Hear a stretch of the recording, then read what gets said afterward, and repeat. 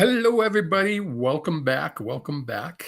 I don't even know what I'm doing anymore. I don't know which podcast I'm actually going to start, but this is Tuning into Truth. I'm going to call it episode 1 just because we're kind of restarting, refreshing, I guess you can say, um, this podcast, which is mine. You used to seeing me with Miss Angela doing Dear Universe every Monday night on these same channels. Tonight, I get to play host, and I have a very, very, very special guest.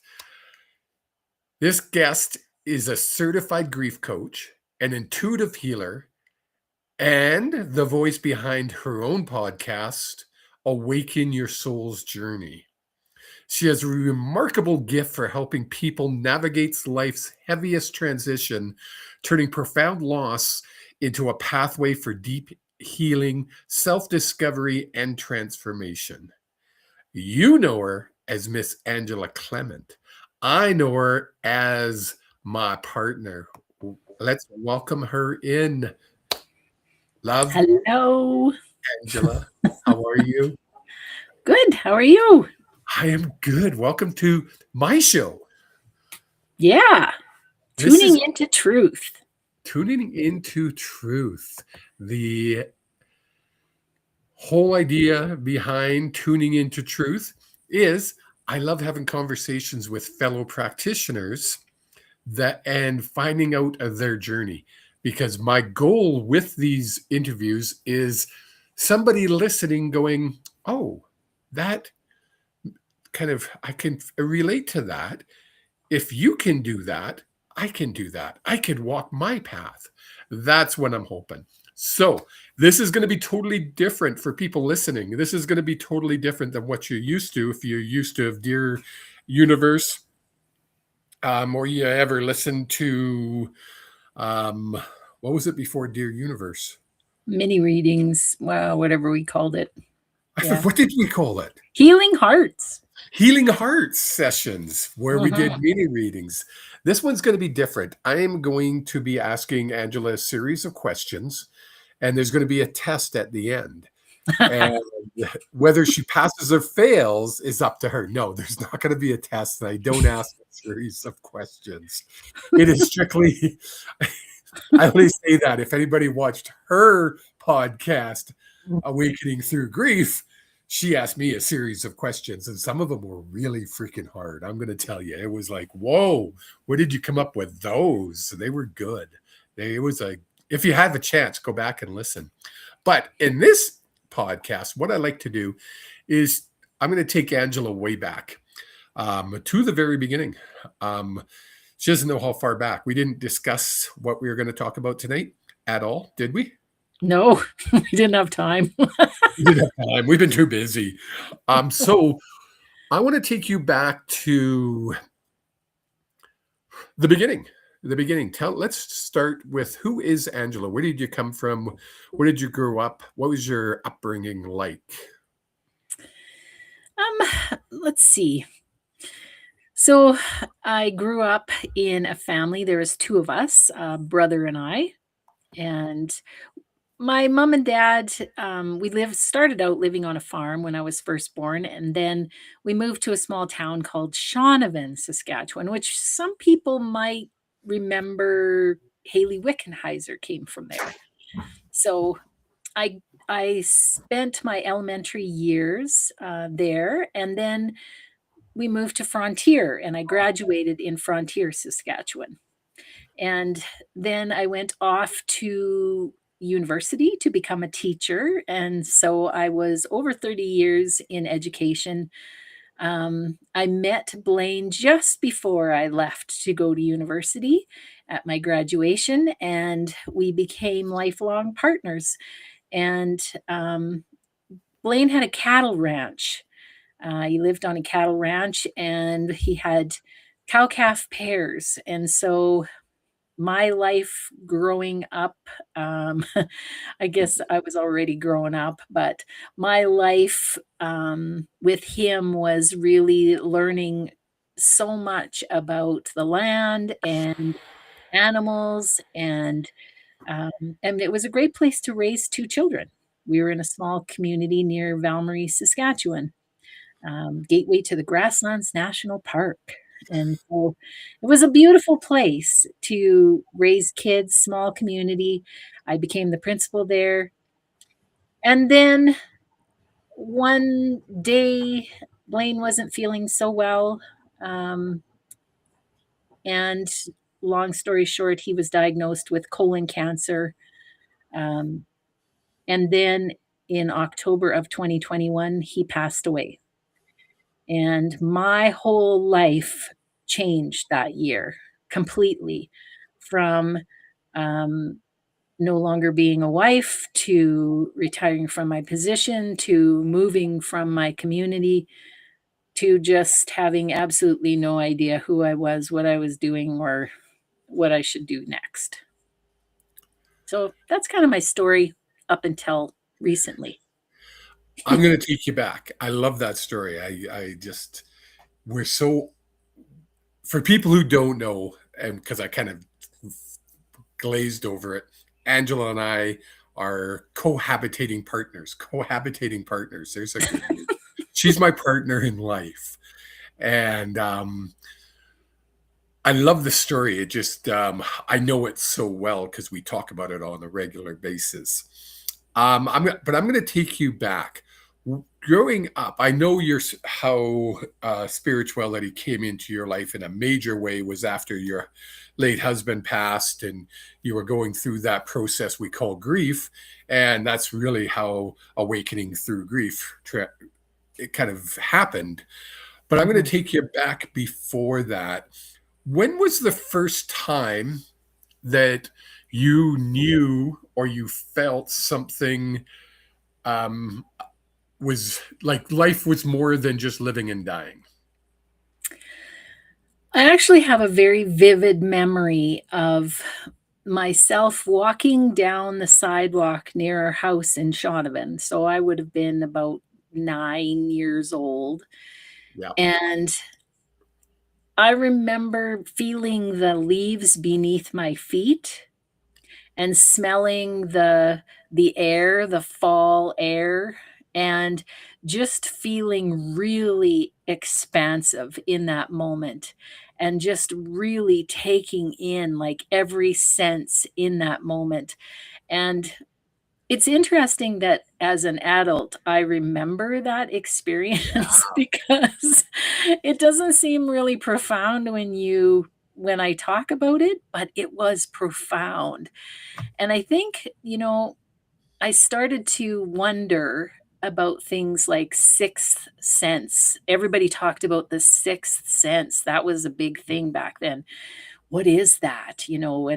And I got really curious about those sorts of things. And I had a few um, visions or experiences. Um, my uncle passed away in an accident, and it was in the night. And I remember waking up in the night and knowing that something had happened, but I had no idea what had happened. But it was enough that I I, um, I was disturbed by it all. Like, Yeah. I couldn't console myself. And there was other things, I seen, my cousins were on the ice and they were spinning in their car, and I had these visions, but I had absolutely no clue lots of times who it was, but it always turned out to be something. So, And sorry, I'm going to interrupt. I'm going to take you yeah. back to your uncle um, when you had that. You woke up. Had your uncle passed away that evening? Yeah, he had rolled his car and died in that accident. And Ooh. so, um and it was How pretty did traumatic. Yeah. Yeah. Did you talk like I know your parents, so I kind of know your upbringing. Parents weren't super religious folks. Mom goes to church. You Mhm, went to church as a little one. mhm. It was the Yeah. United Church, I believe. Is that correct? Yeah, United Church. Yep, Yeah. yep. Um, when you're how old were you when you had this awakening where you woke up and just knew something was wrong? Um, I would have been a little older when that happened. I might have even been married when Oh, that okay. happened. But the other one, I was much, much younger, The when spinning my on the cousin ice had is it. the one that. Yeah, and I Oh. remember telling mom about that. I What remember was, her. what was Mom's reaction when you told her that? And then Um, tell us what actually happened. You had the dream or the vision of someone spinning on the ice. Tell us what mhm. happened. Um, well, my cousins, I told my mom about it, and my mom said my cousins, my cousin Jenny and John, were in not an accident, but they had in their car, they had been spinning on the ice. So it confirmed for me that something, I had seen something. And I think at that time I was okay with it. Like mom just said, "Oh, well, they had an accident." It was like no big deal, right? Like, this is what happened. But when my uncle passed, that one, I did not have any more after that. So I think that was when I shut that down. I didn't want Scared you. to know those things. Yeah. It scared Yeah. you. Yeah. And I Yeah. mean, you were probably 19, 20 when that happened. Is that correct? Yeah. And Absolutely. just Yeah. because you said you were married and I'm putting Yeah. it Yeah. together. Yeah. So, but through this all, um, when you were 9 and you felt those leaves beneath your feet and you just felt there was more to life, you could just feel the essence of things going through. So you're in elementary school, going through high school. What was high school like for you? Um, Looking back now, I feel like I was different. I was I was different. I was different. I was very sensitive and I was very shy. And I when we moved to Frontier, I was in grade 9, and it was a tough move for me. Um, a lot of the kids there, I didn't I didn't connect with them well. There was a lot of young males in that class that were not very nice at that time.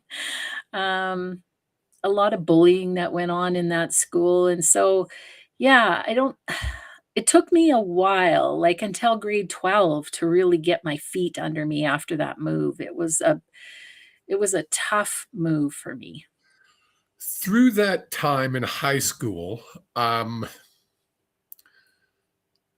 I know that you were a good student. Mhm. You got good marks. You're smart. In school. Your grades were quite good. Well, they were average. I wasn't I did much better when I got older in university, but yeah, I say that, folks, because I know she has two. Is it two bachelor degrees? 2 master's degrees, but that came later. That Yeah, came later in life. Yes, it yeah, did. I know yeah, it did. I'm just giving you a hard time. yeah. Um, when you were going through that high school, that awkward, like everybody goes through an awkward time in high school, especially when they Mhm, have to move in grade 10 and it's a whole new high school for them. yeah. What did you lean on more or most through that time? How did you get that support? We all go somewhere different. Some people, I went to drama. That was my thing. I Mhm. did acting and whatnot. What was your thing? I did a lot of music.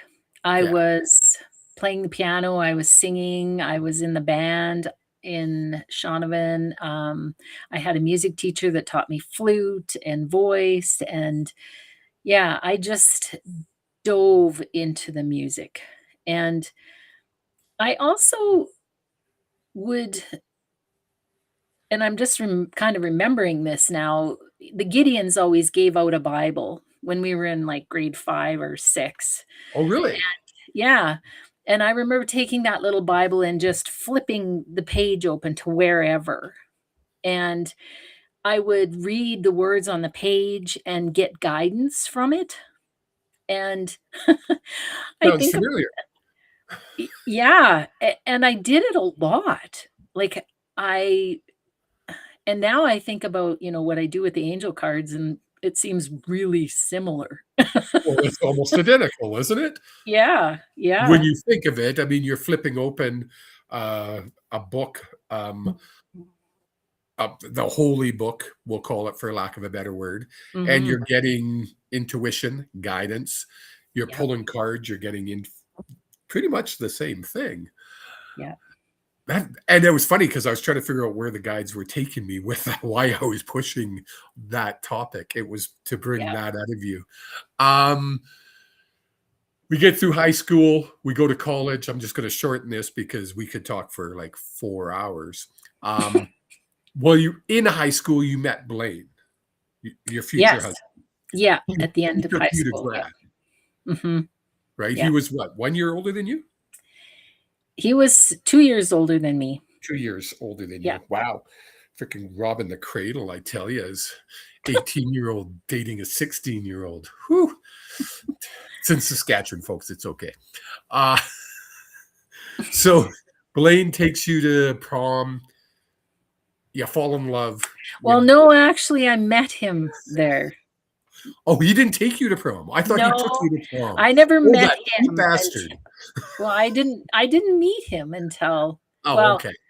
I shouldn't say that. I probably met him, but we really didn't meet until graduation. Meet till Meet. graduation. So you meet Blaine, you fall in love, Mhm. and you guys got married young. Like, how old were you when you got married?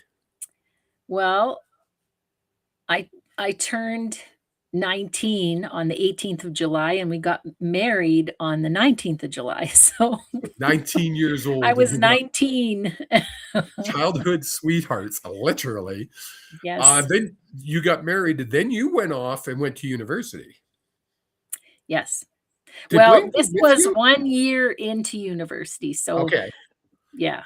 Did Blaine go with you? Did you guys live together while you were going to university? Um, no, but he came up and visited a lot, Oh, as really? Okay. especially So that 1st year. Yep. so you were married, but no, you didn't really live together until after you graduated university.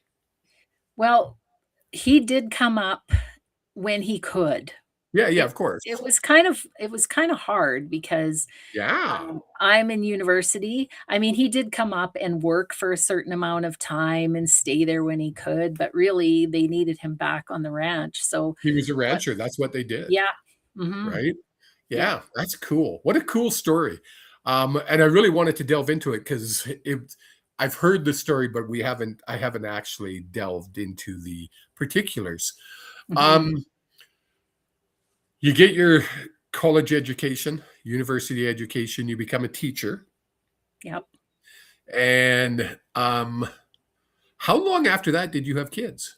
It was pretty quick. Um, well, I became a teacher in I would have been 22-ish, Okay. and I had Curtis when I was 25. Oh, so there So, was 3 years in between. For some yeah, reason, I was thinking it was way quicker. yeah. Um, so you had your first baby, and he wasn't a healthy baby originally. No, he he What you was doing? born with my computer was gonna die, and I needed to plug Oh, it in. Anyway, what the he hell? was he was with some disease, which is a bowel condition, and, it was I mean, it was really tough as a new mom because there was a lot of things that happened that, the doctors were saying, "Well, you're a new mom, and you just don't know," and I'm going, "No, like, there's way too long in between," and, his belly's distended and all this stuff, and they're just really not listening to me. But eventually they did get the message, and I won't go into all the gory details, but but they did get the Thank you message. for sparing us the gory Yeah. detail. But, yeah, it was pretty traumatic because he was very sick a lot of He the time. was. I remember Yeah, you telling me that. yeah. You had kind of exhausted modern medicine. Um, Yeah, they they did weren't they surgery. weren't Yeah. helping you. No, they did the surgery, and, afterwards, they told us to put him on a special diet, so we did all these things, but he still had lots of trouble. Somebody somewhere suggested to you you need to go see this energy healer. Yes, Tell us about who that was, how it came about, because it's an interesting yeah. story. Yeah, so my friend, Karen Kornfeld, she had known Roxine, previously, and actually, Roxine had helped her own daughter, um, with a kidney, I think. I can't remember exactly what it was. I'd have to ask Karen, but I remember her saying to me, "You know what? It's worth a try." Like, she helped my daughter, so, um Before you go any further, what was your experience with energy healers? Like, did you know about them? Did you know anything? No, not really. The only thing I knew was that, my Auntie Vi, my mom's sister, she would do, like, dowsing with a needle and thread, and she could tell you, like, how many kids you were gonna have and if they were gonna be a boy or a girl and, that kinda stuff, and she could douse for water, do the water thing, water witching, and, Is that what they call it? Water witching? that's what we called it, water Isn't that witching. cool? Because that's a big thing on farmland is water Yeah, dowsing, water witching. yeah, yeah, Yeah. yeah, yeah, and so she could do all that stuff, so I knew that there was something out there, and I had read about, Sixth Sense.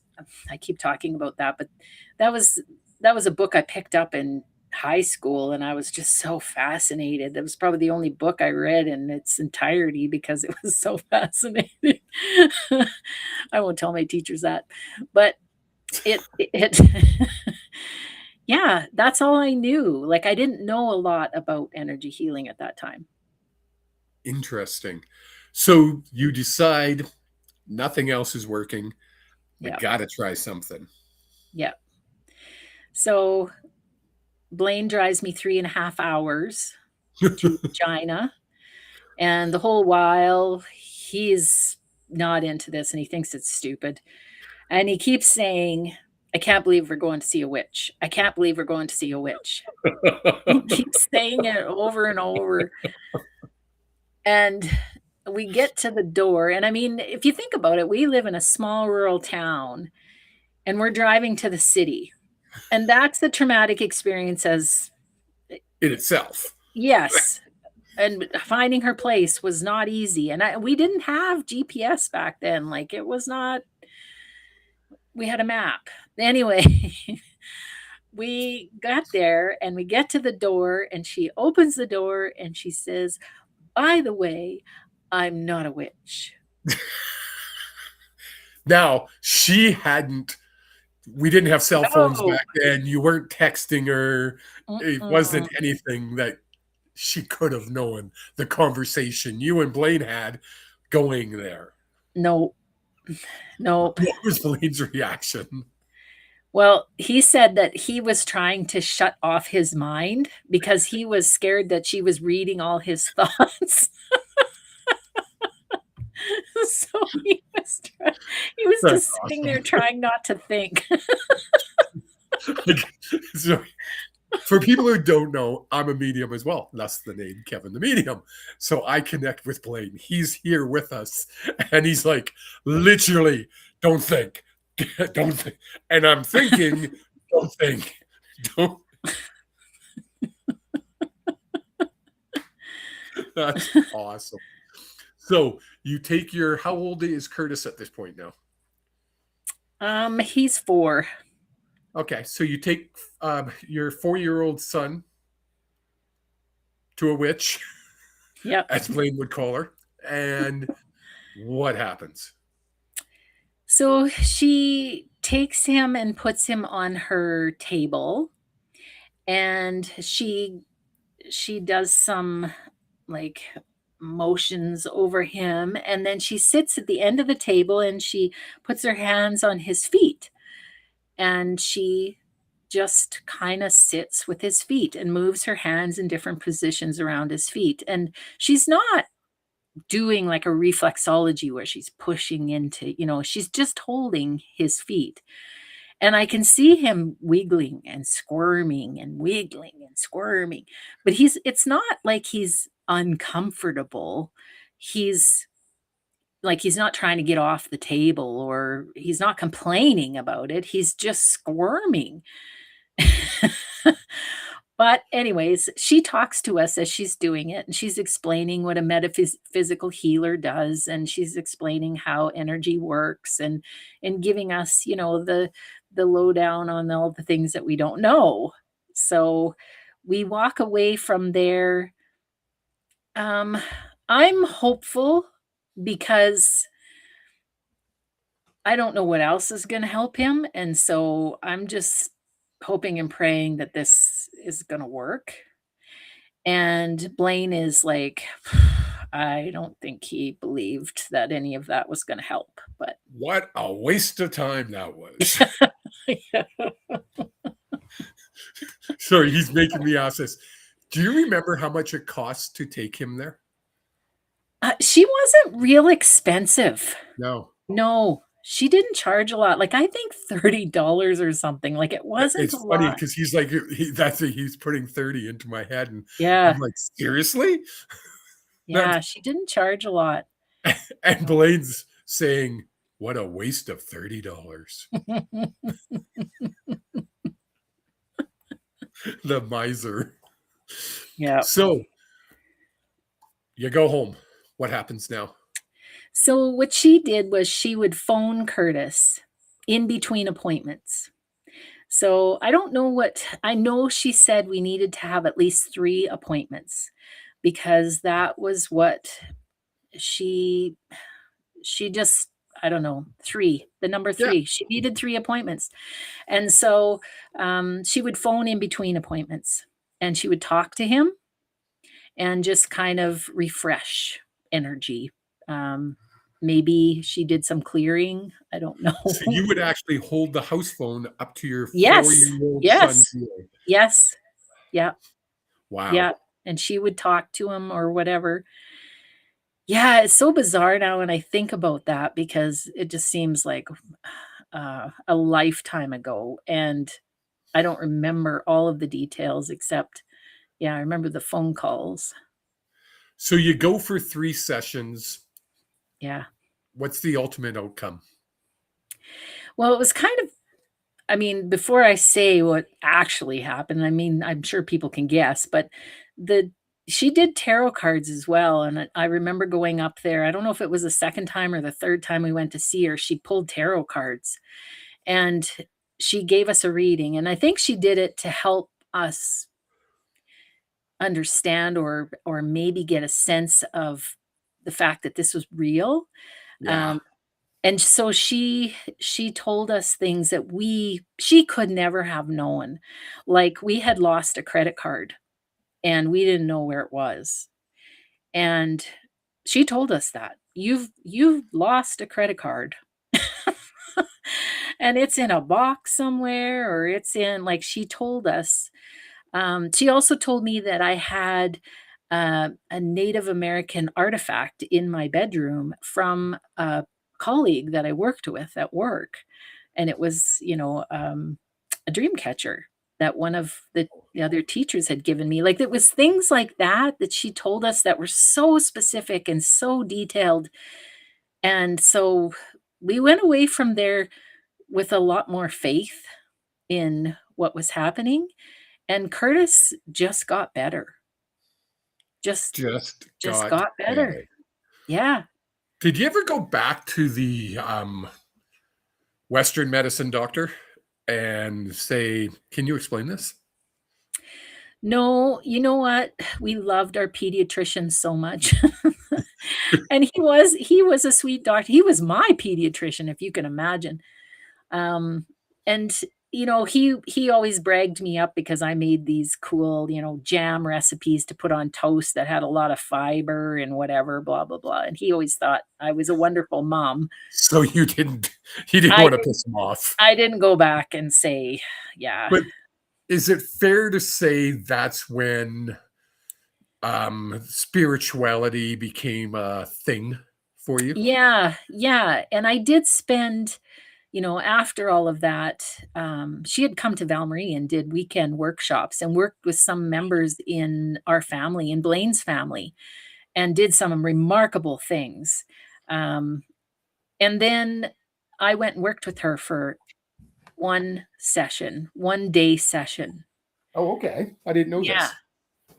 Yeah. I went and spent a Interesting. day with her, and she taught me what everything I knew. Like, everything I know now, she basically taught me in a day. She was the start. She's Yeah, and she activated something in me to be able to do the healing myself. And yeah, I Now you practiced. you tell me quite often about how you would pull cards every evening when Blaine was still alive, long before he was diagnosed. Yeah. Um, I know Blaine used to make fun of it, but you knew deep down that he got it. He had to have gotten it. Yeah, because he was so interested. When I Mhm. pulled the cards at night, he wanted to know what I pulled. So, Yeah. obviously, Well, he was and into it. going through the experience that you both went through as new parents, um, with a very sick child and modern medicine just not being able to help this child, you Mhm. go for three, folks, three healing sessions with a metaphysical healer. And her words, not mine, Curtis just got better. Mhm. Yeah. It's got to change anybody's perspective on, okay, there's got to be something here. This has to be a thing. Besides the fact she knew he called her a witch. Yeah. Yeah. And she did say to me, "You can do this. You can do what I do." She also told Blaine he can't do what I do. Don't even try. "Don't even try." That's what she said. "Don't even try." That's what he said. Don't even try. That's hilarious. Oh my. Folks, you're seeing something special happening here because not only am I interviewing Angela, I'm also interviewing Bladen behind the scenes. And I'm telling you, he's the one saying, I would have to be a complete idiot not to understand that something magical happened here. We took a sick child to somebody who went, "Bleh," and he got better. There was obviously that blah was magic. We can Yeah. call it whatever we want. Something different than modern medicine happened. I'm going to fast forward you because you talked about having two kids. You had Whitney is your daughter who we love dearly Yes, we do. because we were just talking in half hour about Curtis, so I had to make Curtis, yeah, I know. we love He'd Whitney be too. horrified too that we're telling everybody about this, but that's okay. Yes, he had poop problems. Yeah. It always goes back to poo. Anyway, that was Blaine, not me. Well, it does because their nickname was Pooper, but anyway. Well, that's Pooper and Little Poop. hilarious. He was I waiting. didn't need to share that either. Oh my. So fast forwarding, um, Blaine not feeling well, he goes to the doctor. You're actually at school at this point. Like you're in school. You're the principal of Val Murray School. Yeah. And he calls you when he gets out of the um, doctor and tells you. Well, actually, he put me on speakerphone during the Right. doctor visit. Yeah. Okay. Explain that, how that explain it. What those words, because most of us have never had to deal with you have cancer and it's terminal. Whew, Yeah. talk about going from funny to being serious. Yeah.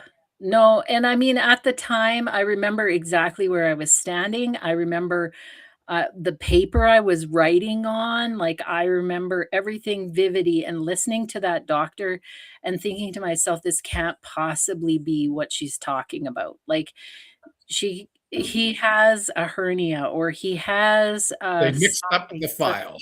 yeah, like, this can't be, and I'm writing down what she's saying, but it's not really registering, and I remember, her asking, like, "Do you have any questions?" And I'm like, "No." Like, "No.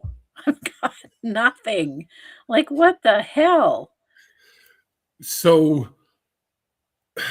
and this is, you're literally at school in Val Marie. Mhm. Blaine is in Swift Current. Yeah. He drives home. Yeah. Are you guys talking when he's driving home? Yeah, where we could, because there's not a lot of service in between Swift Current and home, so it was sporadic, like, he I talked to him for the first maybe half hour on the way home, and then as you get south of Cadillac, then, you get less and less service, and so, yeah.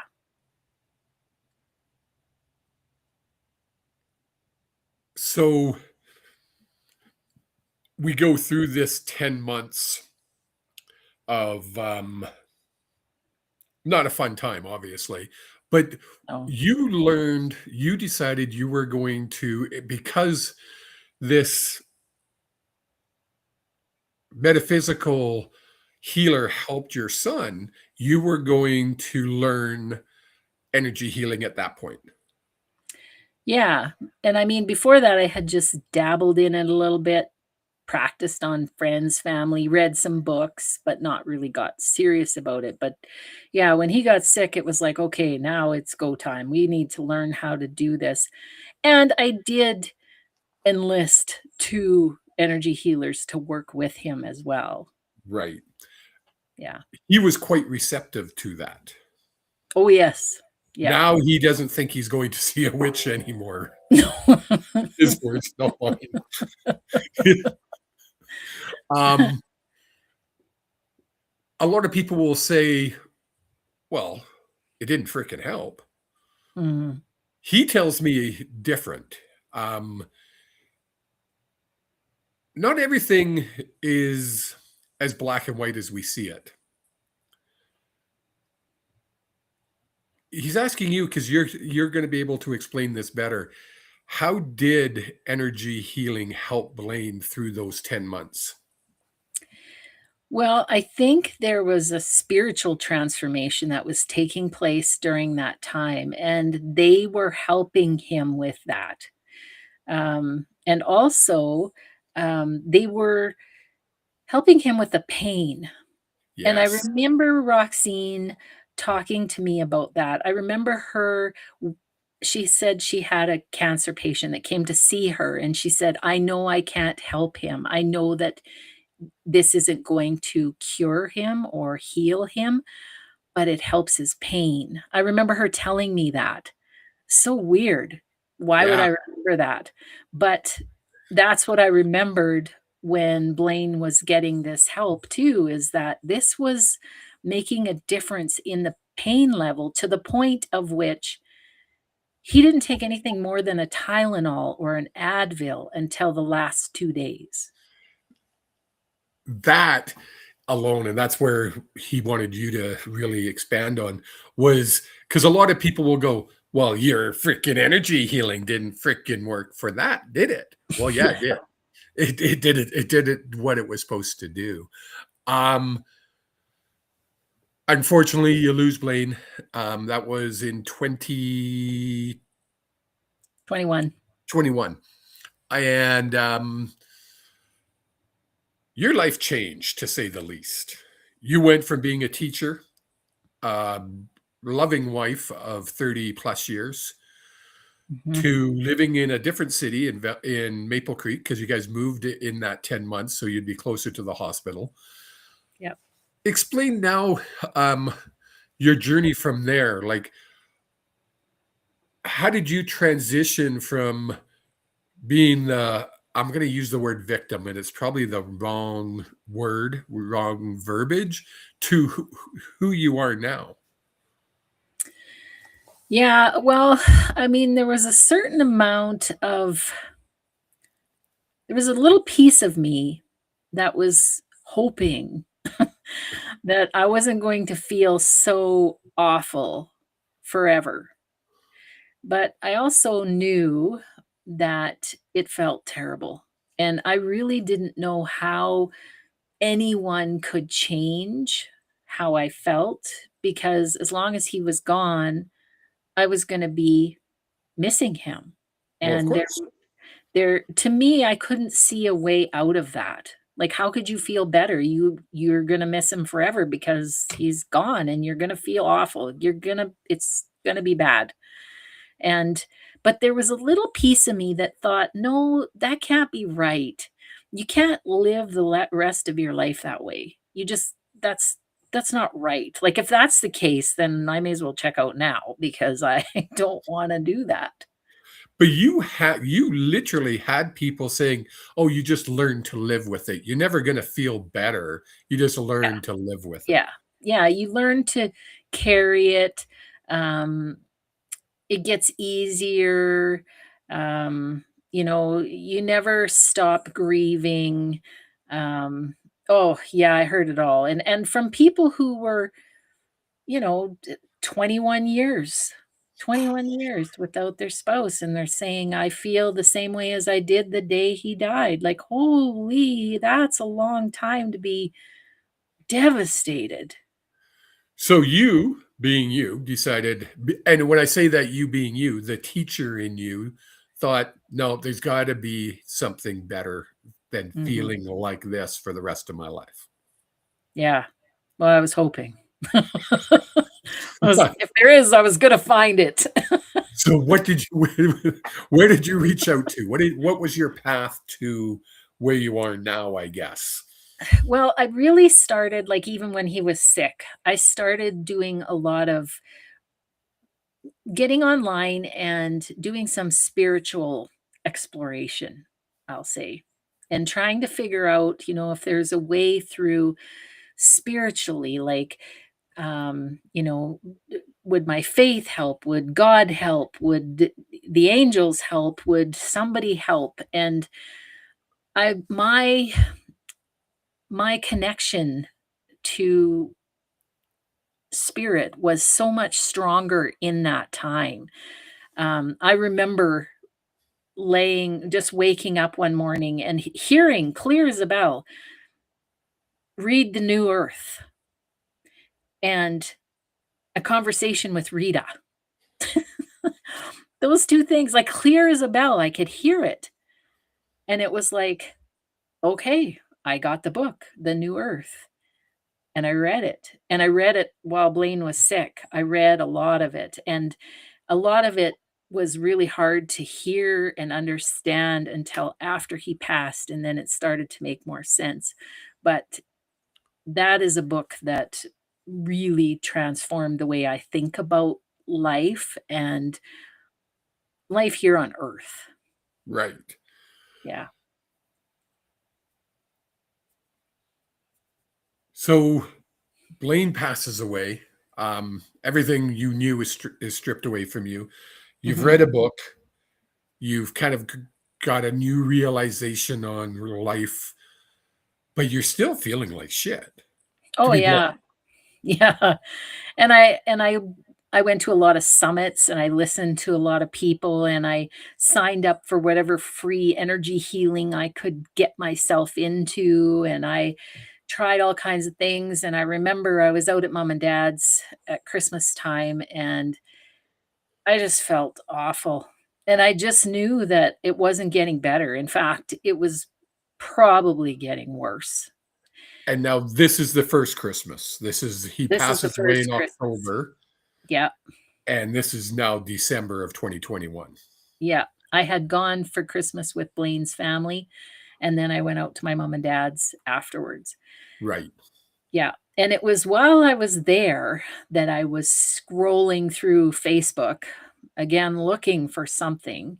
And I did have a little inkling before that because I had read an article from a fellow by the name of Sean Dobson. I don't know, I can't remember his name right now, I don't know why it comes back, but he had said something about a life number 2 that kinda twigged in my mind, like he could build a new life, start a new life, and it was a life of joy and fulfillment and happiness, and I'm thinking, "Okay, that's what I want, but how am I gonna get that?" Right?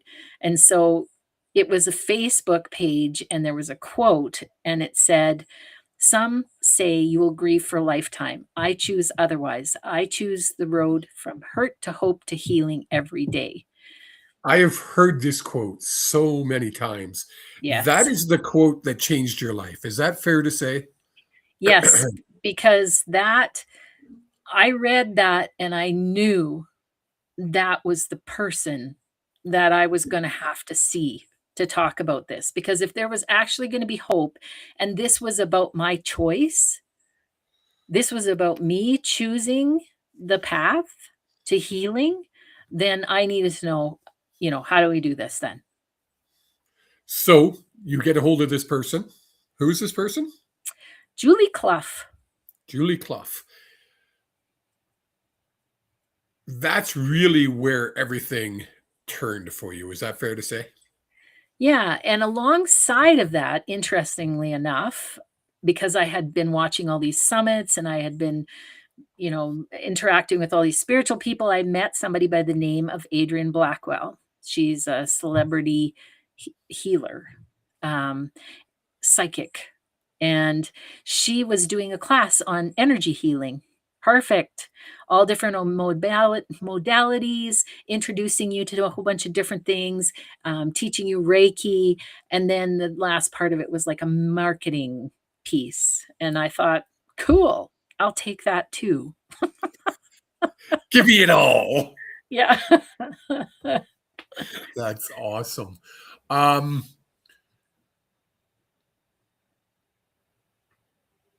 so really, when you're looking at it, it all really came down to I choose different.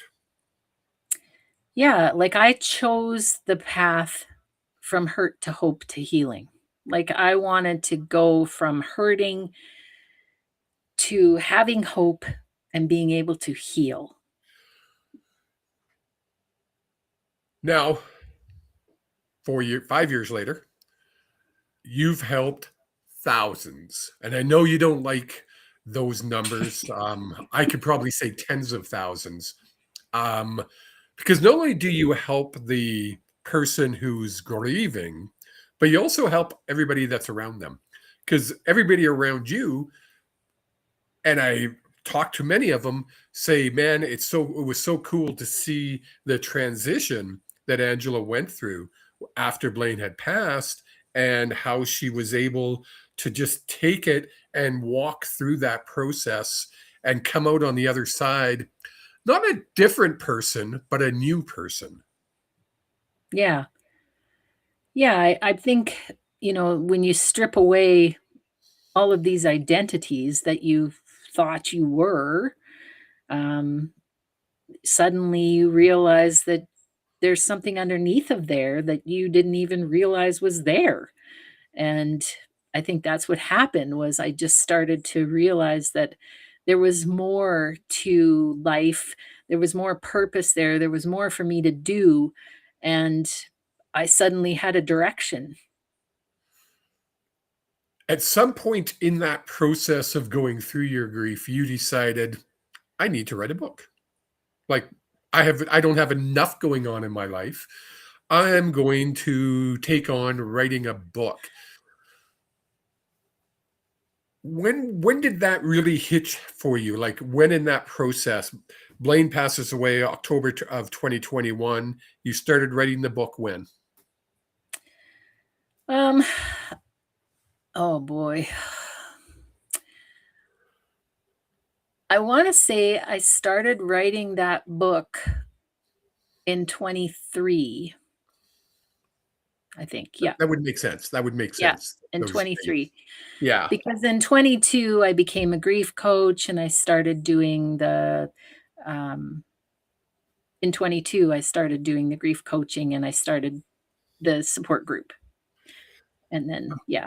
I'm going to come back to the support group. So you decided you were going to write this book, and it wasn't just going to be an autobiography. It wasn't just going to be a memoir of what you went through, but you've made it into a basically a guide to for others going through what you went through to help them and let them know that no, it's not like that lady that you talked to had been 21 years and she still feels the exact same as the day her husband passed. You knew, or yeah, you knew this book was going to be able to show a different path. Is that a fair way to say it? Yeah. And I think, I wrote the book for me, um, partly because it was very healing to write my story and to put it down on paper. Partly because I got a lot of encouragement from a lot of different people to do it. And I thought if it helped one person, it'd be worth it. 100%. It's helped thousands, as we said. The book is called Awakening Through Grief.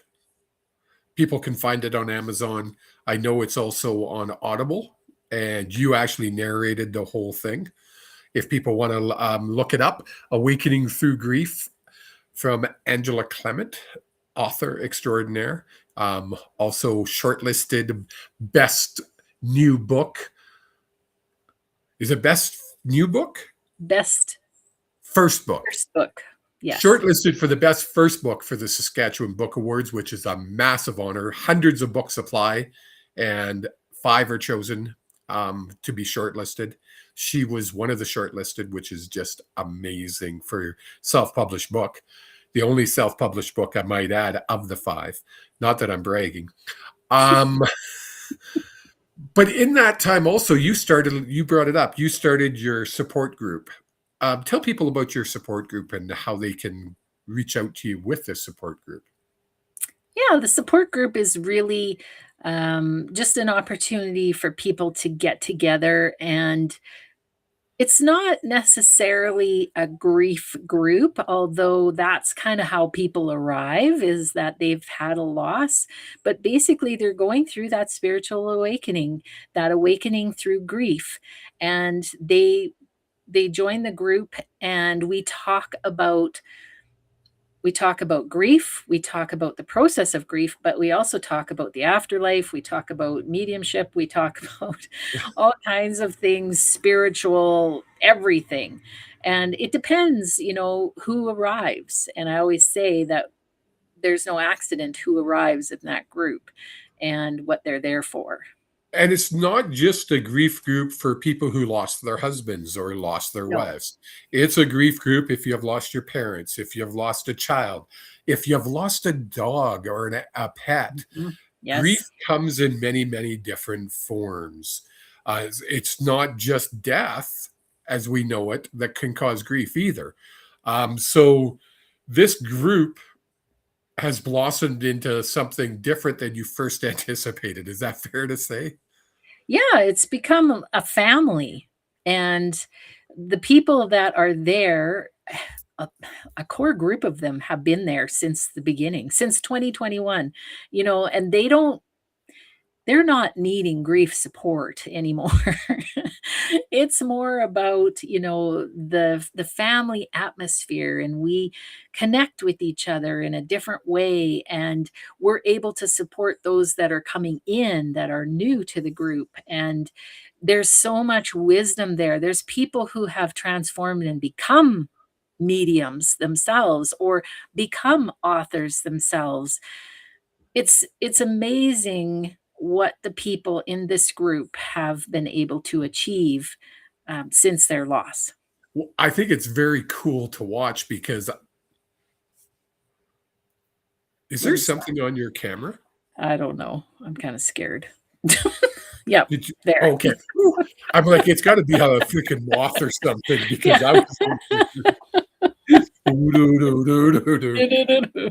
It's an orb. Um, it was somebody's pet. Yeah. Blaine. Um, oh my. It's cool for me because I remember when I first met you, I guess it's been 3 years ago that I actually met you for the first time. And I remember coming into your group at one point somewhere along the road line, and I did a bunch of mini readings. And I remember seeing people then, and then I see them now, and they're so different. There's such a different personality. They're just happier. They're living life. Um, I can't recommend this, and I do. I recommend this grief group to many of my clients. Where can they reach out? How can they reach out and get put on the list to join you on this grief group? If you go to my website, healingenergy.world, and you go to support group, you'll find a place to sign up for notifications on when those meetings are happening. If you're watching, you can see below. You can check out Angela at healingenergy.world. That's her website. She has everything on there. Obviously, I could spend hours talking to you and talking about your story, which I do on a regular basis. Um, I want to thank you for coming on and really sharing that the important parts of the story. And I'm hoping and I know that it's touching people out there. And I want them to know that Angela's not special. She's special to me, but she went through something that a lot of people go through, whether losing a child, losing a husband, wife, a mother, a father, a brother, sister, your best friend. And I love her story because it's a story of somebody that said, screw you. No, I'm not going to feel like this for the rest of my life, and chose a different path. And if you're at that point and you want to choose a different path, please reach out. Reach out to me. You know where to get me on Kevin the Medium. I will get you in touch with her. I have inside information. Uh, just a tad. Or go to her website, healingenergy.world. Ange, thank you so much. You're the best. Folks, Thank you. thank you for tuning in. This is going to become a weekly thing again. Tune in next Tuesday. I will be announcing who I will be chatting with. Um, Same time, 7 p.m. Mountain Time. You guys can figure out what it is your time. Till then, please take care.